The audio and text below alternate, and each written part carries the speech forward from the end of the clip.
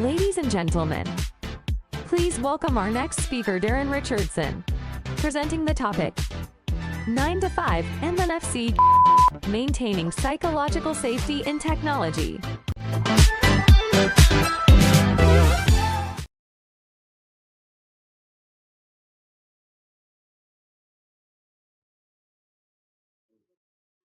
We start with this picture.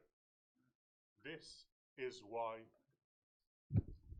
we start with this picture. I don't need to shout. This is why we're here. There's this interesting phenomenon that we're seeing. You can see the English translation in the middle. Europe refuses to work. Hands up how many people here refuse to work? 1, 2. Thank you for being honest. It really kicks things up at this point. We're all here because we're working. This is our job. This is what we do. But there's this weird mentality against people who are working to live instead of living to work.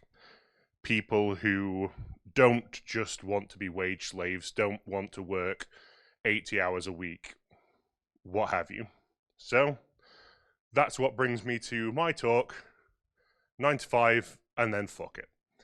This is how I maintain sanity in cybersecurity. But to do this, we have to learn a little bit about me. I am an entirely sensible cybersecurity professional.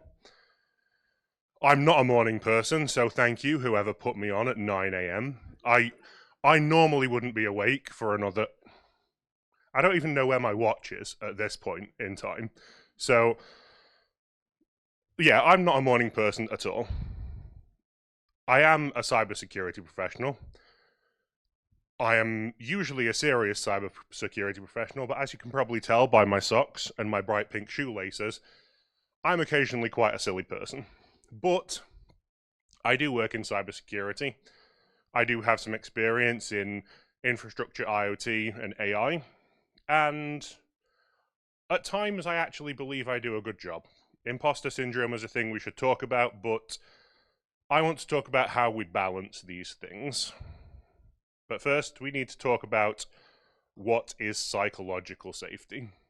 And there's this excellent diagram here of what it is. There are lots of aspects to psychological safety. The 4 key ones, the feeling of inclusion, the ability to learn, the ability to contribute, and the ability to challenge.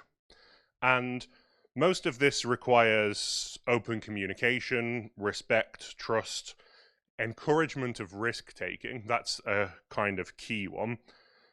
Non-punitive response to failure. You shouldn't be punished for failing. You should learn from failures. It shouldn't be something you're afraid of. And of course, feeling included. The benefits of psychological safety are paramount. Obviously, it will make you feel better about your jobs. It will make you feel better about yourself. But it will also tackle one of the largest issues we are facing today. Burnout in tech. Show of hands, how many people feel like they know someone experiencing burnout in technology? Hands up how many of you are that person who's experiencing burnout in technology. Surprising number of hands, you'd think. But as we move on, when we realize that most of our workdays look like this, and we're just sat in the middle accepting it, this is a problem. And I have some numbers here. Approximately 71% of tech workers have experienced an increased workload in the past year that contributes to higher stress and burnout levels. 71% of people are seeing that workload. This means that a year, 2 down the line, we might end up with 71% of IT professionals burning out. If you'd like to know what percentage of them are currently burning out, I don't know. But there are some numbers floating around and they're wildly different. One of them states that it is 31%. One of them states as high as 59%. we're seeing the two highest burnout rates among tech workers and the financial sector. Financial being 51%, tech being 57%. I just want to take a moment to let that sink in. More than half the people that you work with will experience burnout at some point in your life. Does that sound sustainable? Does that sound useful? Do we want half of our security professionals, half of our IT professionals experiencing burnout? Is that the direction we want to take our industry? 70, what's the statistic? Let me get this right. 56% of IT professionals cannot relax after their workday.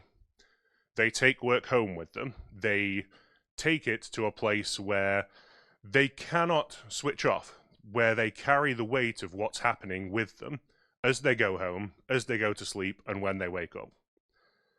And if you can't relax after your workday, you are already burned out. I'm sorry, that is an uncomfortable truth about the situation. If you go home and you lack the ability to switch off, you are burnt out, and I'm sorry. But hopefully, the rest of this talk won't be as depressing as the entrance was. I'm kind of hoping I'll pick it up to a more positive vibe, but we'll see how that goes. But I do want to mention our good friend, ChatGPT. And this is something I want to quote directly. Quiet quitting / working to contract talking points. Quiet quitting and working to contract refer to employees doing only what is explicitly required in their job descriptions and not taking on extra tasks or working beyond their official hours. This can be seen as a response to burnout, poor work-life balance, and a lack of recognition or advancement opportunities. We talk about bias in AI quite a lot, and this is my favorite instance of it because it shows how ingrained this idea of going above and beyond is. It is not enough anymore to just do your job. You have to be doing above what is required of your job. That, to me, is unfair. It is unsustainable. And it's something we're going to talk about right now with coping strategies. I actually hate the word coping. Coping strategies. It's negative. It implies that it is something problematic. Like the word coping shows that without these you are struggling. It applies a negative connotation. And I think it is important how we represent these things. Coping is the ideal situation, and yet we view it negatively. So we're just going to say strategies. It seems like an easier way to approach it. Then, of course, I don't like the word strategies, so I'm not even sure why I made this first slide. The strategies are kind of useless if you don't talk about the reason why these things exist. So, third time's the charm, root causes and strategies. And I'm going to start by talking about the number one root cause for all psychological safety issues at your workplace. It's your boss. Don't tell them I said this. Actually do. Please go and tell your bosses that I said they're the problem, and I want to see how many angry emails I get. The fact is, your boss exists for two purposes. One is to represent you towards management, and the second is to represent management towards you. In my opinion, when I was a manager, that's how I did things, and it was ideal because it meant everyone hated me. What happened is my subordinates thought I was with management, and management thought I was with subordinates. And I don't think this was actually a useful leadership method when it comes down to it, but it was what I tried. And what that meant is that my managers were unhappy, my subordinates were unhappy, and no one was getting what they need. Now, I can just put a funny slogan here and say, hey, your boss is the problem, but I do want to get into it. Here are some of the things that your boss may or may not be causing. The first being skeleton crews. How many of you think that your IT and security teams are understaffed? About 60% of you. How many of you believe that your IT and security teams are underfunded? About the same number. How many believe this is a carefully constructed social engineering attack to gather information about your security teams? Okay, kudos to those who didn't put their hands up. 2% is the normal amount spent on security and IT teams of turnover. People suggest that a good number is 6%. On average, you're seeing 2%. These numbers are based on my investigation, because if you've ever investigated numbers about this, you end up with wildly divergent results from different sources. This is me collecting them together, so they may be accurate. They may just be me painting a pessimistic picture. 1% spent on security. 83% of security teams are understaffed. We've already talked about the 71% increased workload. Most people have a ratio of 200 or more users to one security staff, or IT staff. And the most frightening statistic to me, 66% of users or companies believe they are not targets when it comes to hackers. They believe they are too small.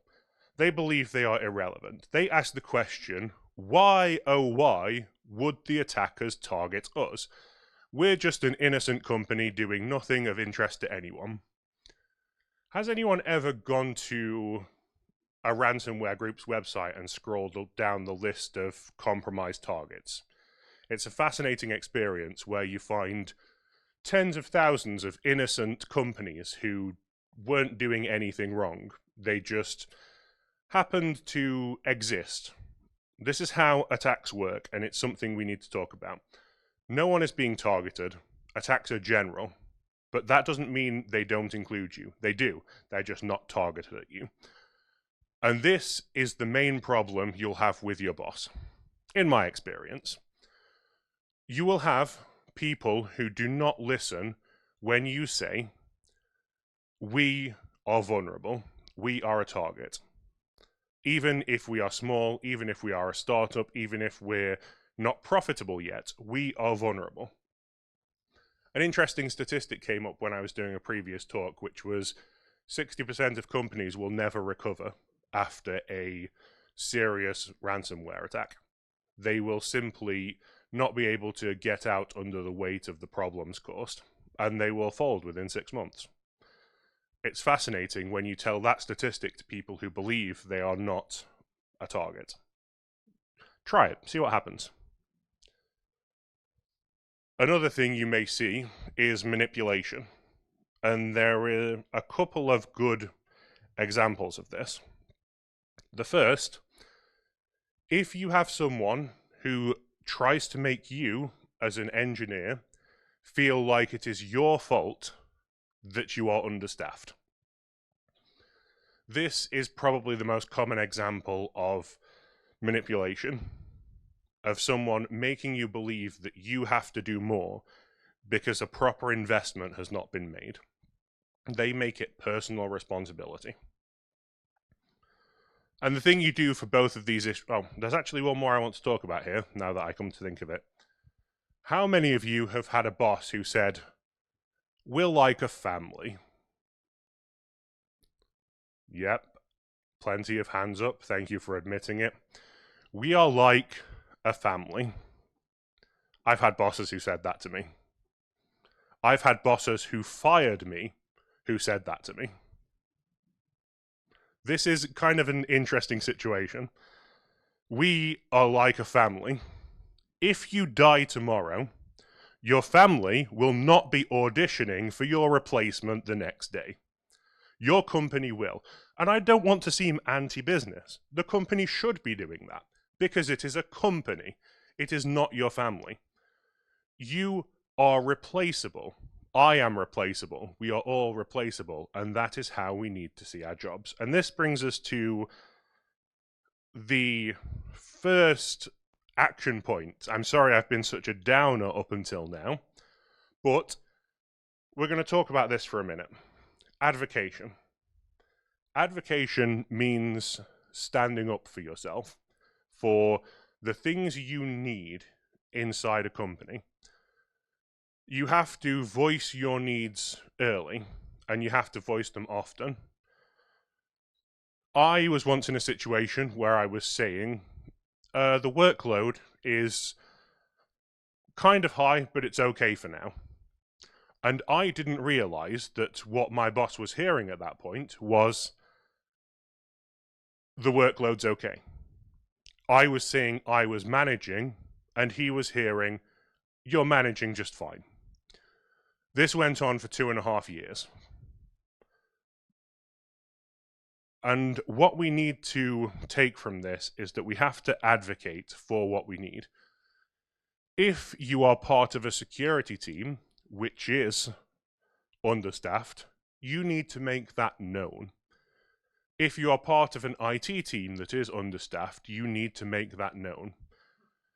If you are part of a situation where you do not have the ability to do a job you are required to do, without throwing extra hours at it, you need to make that known. Because you saw from the start, Europe refuses to work. That's what Europe is doing. We're refusing to work.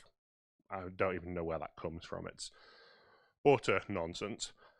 What we need to do is say, this is what we need to do our work. If we do not meet this baseline, the work cannot be completed. I would like to complete the work. However, I need it to be within this framework, within the agreed hours, within reasonable constraints. And I want to say here, I'm not saying you should never, ever work overtime. That's something else we're going to come to very shortly. If you need to work overtime, that's fine. If it is persistent overtime, you have a problem. And that leads us to the second biggest problem. It's you. And there was a couple of chuckles around the room when I said, hey, it's your boss. A couple of people liked that. Not a single smile when I say, it's you. No one is amused by this. But hands up if you are, in fact, a fully functioning adult. Few more hands. Yep. What I did when I told to my boss, hey, the workload is high, but it's okay for now, is I gave him permission to keep that workload where it was. Whose fault was it? It was mine. It was my fault for not being clear about what I needed by saying, yes, this is a high workload, but I can handle it. This is my problem. And this is the thing. We are all adults here. We need to communicate what we need, who we are. And I realize this slide may make you feel a little bit attacked. If that is the case, I can't wait to see your response to the next one. Is this you? From ages 5 to 18, maybe you started coding on something that plugged directly into a TV. Maybe you were socially awkward as a child. Did you spend way too much time online? Often at night? Did you mostly stay home, not go out? I'm guessing I'm describing 80% of the people in here. I think that's probably fair. Here come the hard questions. Do you have a hobby that looks a lot like your job? Do you like to code casually? Do you do it day to day, regardless of if someone's paying you? Do you like to build server farms in your bedroom? Do you have a home lab? Does your hobby feed directly into your job? Again, I'd like a show of hands. Anyone who has a hobby that feeds directly into their job, raise your hand, please. More than half of you. So, we end up with this problematic situation where by the time we turn 21, those of us who had a Commodore 64, ZX Sinclair Spectrum, I think in my case, the one with the rubber keys and the space button, we got to 21, and then we were the 21-year-olds with 15 years of experience that everyone's looking for. It was great for a while, but that it set this unreasonable expectation that we create these high barriers, that you are not enough in cybersecurity, you are not enough in technology, unless you grew up doing something like this, unless you code as a hobby. You'll see it in job listings. You have to code for a hobby, casually. What other industry makes a requirement of free time as like a method of entrance? Can you think of any of them? Do you think the finance sector is going home and pulling out their fun spreadsheets? They're done with the boring ones. Now they're on to the interesting Excels. No, of course they don't. Why would they do that? That would be a ridiculous thing. But for us, it's perfectly normal because we're in tech. And this is the problem.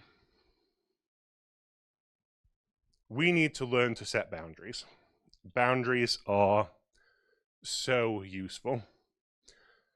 A boundary is a very obvious thing. It's a wall. But it doesn't have to be a high wall. It just needs to be a line saying, this is the line I cross. I'm going to ask you to raise your hands again. How many of you have work notifications on your phone? Basically all of you. How many of you don't have work notifications on your phone? A few. I'm proud of you, like genuinely. It's so easy to be pressured into being available 24 hours a day in security. Teams are underfunded, teams are undermanned, and we have this mentality that security issues are so problematic that if we don't resolve them, the world will end. And that may well be the case. However, it was not the job of the engineer level people to ensure that sufficient resources were had for actually resolving issues 24/7. So the second you make yourself available 24/7, then you are. And why would anyone invest if they don't need to? This is important. We have built a culture of compliance in the workplace where we do not advocate for ourselves, where we do not draw boundaries, where we do not say no. And one of the things that you should take away from this, because I'm not breaking new ground here, I'm not telling you anything life-changing, these are all common sense things that you know. I'm hoping that me being here talking about them gives you permission to do them. Learning to say no is important. And again, I don't want to be inflexible. If you have to work late a couple of nights because there's a deadline, that's fine. Why not? Who cares? It's important. That's how work works. You're allowed to take some overtime. If overtime is your standard, if you are working in a flexi-time system and are perhaps sitting on more than 50 hours of free time, that's when it becomes a problem. Learning to say no is the most important skill you can pick up. And it's difficult because you have managers who put expectations of you. You might have subordinates who put expectations on you. You might have family who put expectations on you. It is important to be able to rise above expectations and say no. Don't end up like this. This is a person posting how proud he was to be working 99 hours a week. That's what, 14 and a half hours a day or something? Presumably he spent the rest asleep. Look at how he phrases it. I'm unstoppable. And then the only response, you're a victim. You have become a victim of this work culture, a culture that doesn't ask that you go above and beyond, it demands it. This is the harsh reality. As I don't want to be negative, I understand this is how most of what I've said comes across. I want to talk about some positive sides, and one of them is the flow state. Achieving a flow state is one of the best things you can do for your psychological safety. And this is a state where you are able to do your daily tasks without interruption, without deviation, without having anyone bothering you. And the best example of this is the Bulmer Peak, obviously. This is how it works with the judicious application of alcohol. I don't recommend you drink at work, but it illustrates the point. A lot of my work, at least, gets interrupted by people sending me messages. It is okay to ignore them. My work gets interrupted by people sending me meeting requests. It is okay to reject them. It is okay to structure your work around yourself. It is okay to advocate for yourself, to set things up in a way where your work environment works for you. You do not always have to be compliant with the requirements of everyone else. If someone's sending you a message asking, hey, can you take a look at this spreadsheet? I need it by now. Actually, I need it 5 minutes ago. I don't know why I didn't send it to you earlier. Say no. Feel free to tell them, sorry, next Monday's the earliest I can look at that, and return to your work. And this is what we're talking about. It's self-advocation.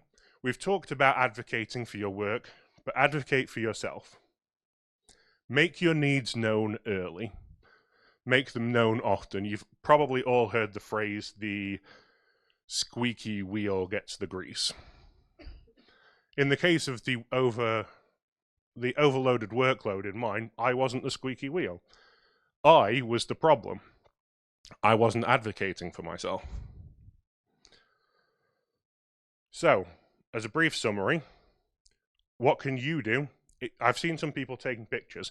If you're going to take a picture of a slide from this, one bit of advice to take away, it is this slide. I recommend you commit this to memory because you can do two things. You can advocate for the company and advocate for yourself, for your own needs. A couple of people still taking pictures. I'm going to pause. So, the last thing I want to talk about is the third problem, which is everyone else. You never know what dumb thing a person will do to ruin your day. And let's turn that around. You never know what stupid thing you will do to ruin someone else's day. And I remember actually when I joined EfiCode, I joined a week before Log4j. And I was then put in charge of security, and I tried to make some security decisions. I'd been in the company 5 days. It was the stupidest thing I've ever done. So, you can do stupid things, and they will ruin other people's days. We actually had one person move from Finland to Norway shortly after that, and I like to believe it was my stupidity that drove him away. So, this is a object lesson, but I want to talk about something that's actually relevant to us as cybersecurity professionals, which is cybersecurity reporting. I hate it. I hate it so much. The next 10 minutes of this is dedicated to angry ranting, and I'm sorry, but this needs to be said. In October of 2022, we had this news report come out. I'd like to direct you to this part of it. Say that everyone, and I mean everyone, will need to patch. Everyone. That is a bold claim. Your grandfather, who believes the internet is a Russian plot and only has a DVD player, does he need to patch? No, probably not. A more serious example, let's say you have a system running disconnected on a boat somewhere. Do they need to patch on patch day? No. They're not even reachable. They're in the middle of the Arctic. They're fine. This title is clickbait at its worst. And this is what we see in cybersecurity reporting a lot. So, to demonstrate how stupid this is, I'm going to come up with an even more absurd example. Tomorrow, everyone's getting stabbed. That's what's going to happen. Every single person will be stabbed. The human race will collectively hemorrhage, 40 billion liters of blood, and then the world will end. You might say, no, I live on a lighthouse and there's no one around for miles. I'm definitely not getting stabbed. And you're correct. This article is complete bullshit. And it's bullshit for a number of reasons. Because it does this kind of... We used to have this saying. It was keep calm and carry on. From the British royalty, it had a little crown on the top. We knew it was sincere then. Keep calm, carry on. Cybersecurity reporting doesn't do that. It's incite panic and then retract.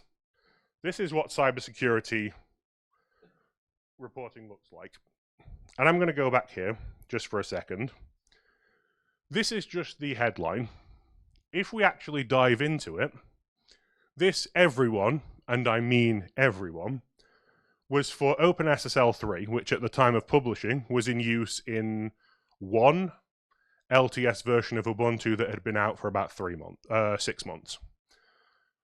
Do you know anyone who's patching LTS systems in the first 3 months of release? At the time of writing, neither Ubuntu, I think 18 or 20, the long-term releases were out of service yet. As far as I'm aware, everyone was still on them. And what that meant, the installation candidate for OpenSSL was only 3.0 in the 2022 release of Ubuntu. Every other had 1.1.1. Everybody, and I repeat, everybody, actually turned out to be about 6 people. There are more than 6 people. I hope you're aware of this. So this is how we are with cybersecurity reporting. We have this kind of mentality of marketing. Sorry, I can't believe I'm about to do this again. With my colleague Mark, we do a podcast, and I was recently talking about the EU AI Act and how I hoped it would kill marketing, and our head of marketing was not happy with me. And now I'm going to sit here and talk about marketing again, so apparently I will never learn. If it bleeds, it leads. So you have these companies who are not news companies. They are entertainment companies. They are wanting to sell you panic. And then they want you to click so that they get your click revenue. And they can sell you ads. And they can personalize ads. This is not cybersecurity. This inciting of panic is entertainment, and it actually does interesting things to you physiologically. Here are a small list of what happens when you read one of these things, because what it actually does is incite the flight or fight reflex. So you end up with these nice things like headaches, depression, heartburn, pounding heart, high blood pressure. That's what's happened with this post. This post has caused high blood pressure across everyone who read it, and it turned out to be absolutely nothing. And here is the dark secret. It is not an isolated incident. This is happening every month. This is happening every week. This is happening every day. And why is it? It's because of this. CVSS scores. CVSS scores are a measure of how serious something is. You probably know these. Let's use our ridiculous example. If you are stabbed, this is a CVSS score of 10. You have several minutes to stop the bleeding, get to a hospital, and, not die. This is valid information for all the people who are being stabbed right now. Hands up if you are being stabbed at this point in time. Turns out it's no one. What CVSS score does is it tells you how bad an incident is if it affects you, and it is our only metric in cybersecurity. So we see things like this OpenSSL thing, which was a severity 10 issue for the 8 people that it was affected by, and everyone else passed it by. Log4j, terrible issue for everyone who was running Java. Everyone who didn't have Java in their application stack, they were just fine. But it was severity 10. Talk of the internet. And we've actually had a few speakers allude to this over the last couple of days. We had Krasinov talk about EPSS, which is actually an attempt to measure a vulnerability or the chance of something being exploited. We had Dynatrace's Davis AI from Gareth, who basically, again, it tries to measure the chance of something being exploited. If you use Tenable, you may know it has VPS, the vulnerability probability score, which is the chance of someone actually attacking via that means. And this is what I need. This is what we all need, and this is what we need to build. We need a call for new metrics. We can't use CVSS. CVSS is a panic-inducing metric that basically causes people to think that they're affected when they're not.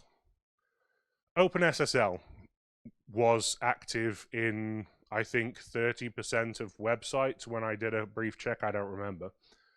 So even that, if it had affected the whole of OpenSSL, would have covered a third of the internet. There are 66% of people who would have been completely unaffected. And this is something we don't pay any heed to. So what we need is we need new metrics. And as another thought, we also need to kill cybersecurity reporting as it exists. Right now, cybersecurity exists as a state of media. It sells clicks, and that's what it's supposed to do. What we need to do is we need to transition cybersecurity reporting away from media, away from business, and towards a public service. And the EU is actually doing some interesting things about this right now. They're introducing NIS2, the cybersecurity directive. They're doing the EU AI Act. They are starting to understand that cybersecurity is a public safety interest. Cybersecurity is not something that's going away, and it's not something that should be sold to us. It is something we all need to partake in. It is something that every single one of us needs to know. The reason I have this up here, I live in Finland. I didn't always live in Finland. And there's actually a lot of reasons I'm very happy to live in Finland. One of them is because we have Traficom, who run a national cybersecurity center. What these people do, every morning I get an email which is a summary of all of the recent exploits that have happened. It is impartial, it is unbiased, and right now it's underfunded because it's literally just a copy and paste of what people have on their websites when they have a vulnerability. What I would like to see is more funding going towards systems like this, which can then invest in the research and start pushing forward a new score. Maybe EPSS is the best choice. Something to show not the severity if you are hit, but the chance that you are hit. Because with our absurd example, there are going to sadly be quite a few people stabbed today. I hope most of us aren't among them. And what we have is a situation where it becomes important to know where these things can happen, what is the likelihood of it happening, not how bad it is it if it happens. So we're going to go on to our summary. I'm quite negative. I do apologize. I do try to bring it up from time to time, but generally there is a lot to complain about in this industry. So how do I maintain my sanity in cybersecurity? I like this quote. Cybersecurity is like Tetris. Your failures pile up while your success vanishes. And you're sat there thinking, what the hell? You just said you're a depressive person. Why would you end with such a shitty quote? There is some optimism here. Because we know where we stand with Tetris. In 1996, Amiga magazine stated Tetris was the 37th best game of all time. In 2007, the New York Times reported that Tetris was named among the 10 most important and influential video games of all time. We know where we stand. We start from the start, and we know we don't win. We stack the blocks, we get as high score as we can, and then we lose. And that's the simple fact of what we do. If we do something we're particularly proud of, we get to put our name next to the high score, and then we lose. And we dust ourselves up, and we pick ourselves up, and we start again. It doesn't matter that we know the ending of the game. The game will be defined by the problems you can't solve. There will always be battles, and they will often be uphill. You will often never get a long block when you need one. These are no reasons not to play. Some games are just worth playing. Thank you.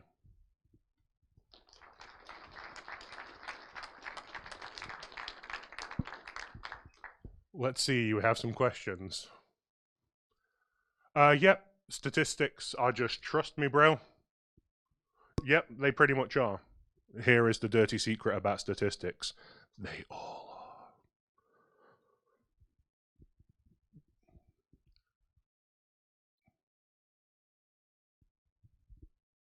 are. You are not wrong. The rant about cybersecurity reporting is because it is the single largest source of frustration in my work life when people are inciting panic and then running off. They are saying, here is the worst thing that will happen to the internet right now. It's happening. And then it turns out that someone just switched a server off and it's fine. It's this constant peaking of flight or fight response where you go, oh shit, oh it's fine. Oh shit, oh it's fine. This is problematic for your health. This is why we're talking about it in regards to psychological safety, because your psychology is literally part of your body. If you are constantly being tricked into these responses, this will cause problems for you down the line. And then one more question. Apparently no more questions. It was deleted. If someone has that question later on, feel free to ask, oh, is it back? Chance to be hit is mainly cyber threat intelligence. Probably, yeah. They should. But I refer you back to the first question I asked. How many of you think your cybersecurity teams are underfunded? Quite a lot of you. Who's paying for this analyst? Very few people. So, yeah. You are not wrong. But if you have one of those, good for you. Lots of people don't. And that's why we need better reporting metrics than CVSS for those people. And that's all the questions. Thank you once again.